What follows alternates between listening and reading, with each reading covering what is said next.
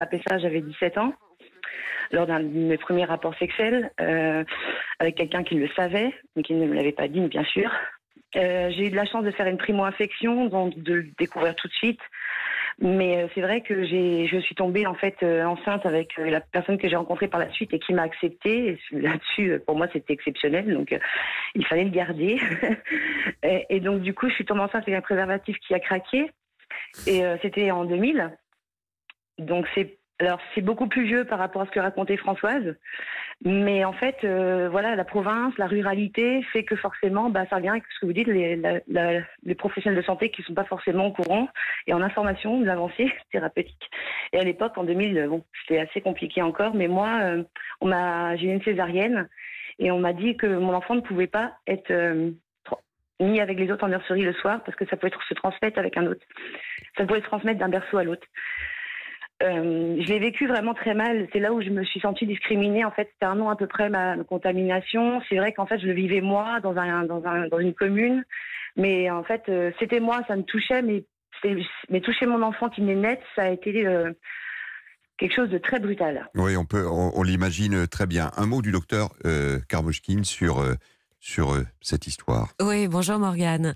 Écoutez, effectivement, dans les années 80-90, on réagissait mal, on connaissait pas, on avait peur, et effectivement, je pense nous soignants, on a été très stigmatisants.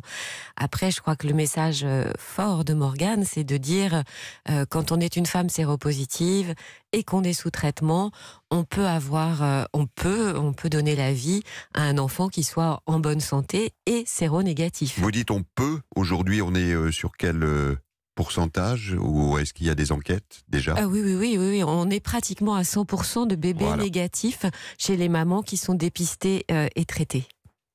Un petit mot, Morgane, par rapport justement à cette évolution entre ces années 90 et les années d'aujourd'hui, entre progrès de médecine et évolution des mentalités malgré tout.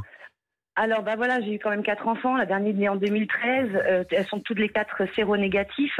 Mais en 2013, j'ai encore combattu. Je m'aperçois que maintenant, j'aide des mamans qui découvrent leur séropositivité pendant la grossesse. Je les aide, je les soutiens. Mais on s'aperçoit qu'encore en ruralité, certaines maternités n'acceptent même pas le suivi de grossesse ou d'accoucher.